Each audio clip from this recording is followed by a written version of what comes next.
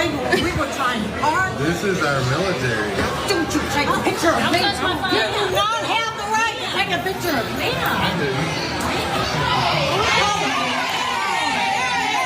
Do not take a picture of us. Hey. Get drunk. I'm pregnant. Have them hands off me. Ma'am. Put that phone down. Don't do it. I'm pregnant. Look at me. I'm pregnant. You pushing the pregnant lady. Well, my husband is handicapped.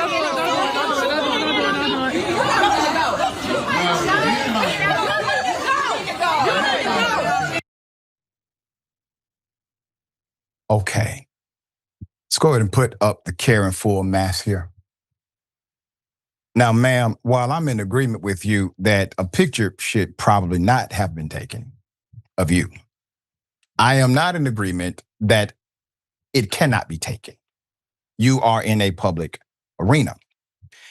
You are assaulting, according to the imagery, uniformed armed forces. When one young lady says she is in fact pregnant, you responded that your husband is handicapped? Based on their uniforms and rank insignia, one of the soldiers was an Army officer. Legal consequences of hitting a U.S. soldier, Ms. Karen, if I can call you that, are as follows. When you're facing the aftermath of hitting a U.S. soldier, it's crucial to understand the gravity of civilian legal repercussions. As civilians, we're bound by the same laws that prohibit assaults against anyone, regardless of their military status. However, due to the nature of their occupation, soldiers are often afforded additional protections that can intensify the legal outcomes. If you're charged with assault against a soldier, the case could escalate to a federal offense depending on the circumstances, like if the incident occurred on a military base or involved a military member on duty.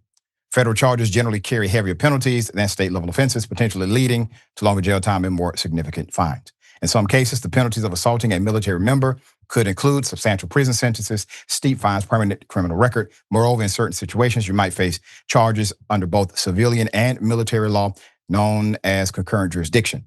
This overlap can lead to more complex legal proceedings, as civilian courts and military tribunals operate differently with unique sets of rules and potential consequences. Put up the Karen again. Ma'am, is it worth it?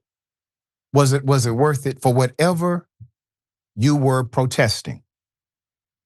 You cannot expect to be in a public place, not have your picture taken, for whatever reason. As a matter of fact, your picture was already taken. I got your picture right here. This is your picture, madam.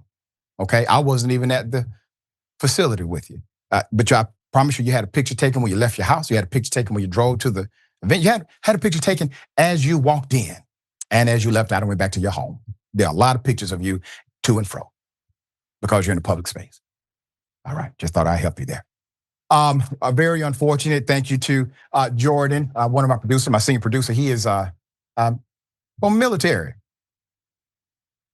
Yeah. It's a shame. All right, Jackson, there used to be a time, dear brother, when if you assaulted somebody in a uniform, that was lights out for you, right? That you were dealt with publicly in a particular way, even if you did not necessarily agree with the administration. Or we get it. People are out here risking lives, right? You don't have to agree with war to understand that.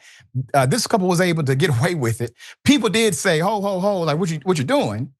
But the overall response is a little different than it used to be. Well, we living in different times. And, after all these decades of, further steps toward equality, these Karens, they just had it with the black fatigue. You know what I'm saying? Black fatigue then added up and I'm so sick of these people. We give you everything and you still want more. You got to be careful trying to put your hands on somebody because you never know how they're going to respond. But I think that that's all this was. You know what I'm saying? Like the right wing in this country, they just getting a little too tired of black people complaining and whining all the time. All these Mexicans thinking that they can be citizens and all that BS. You know what I'm saying? We got to go back to the good old days when women was not allowed to have credit cards and own stuff. And you know, that's just what it is. But black fatigue is a pandemic, and we got to go back and sit in our place. That's what it is. Yeah, that's their sentiment exactly.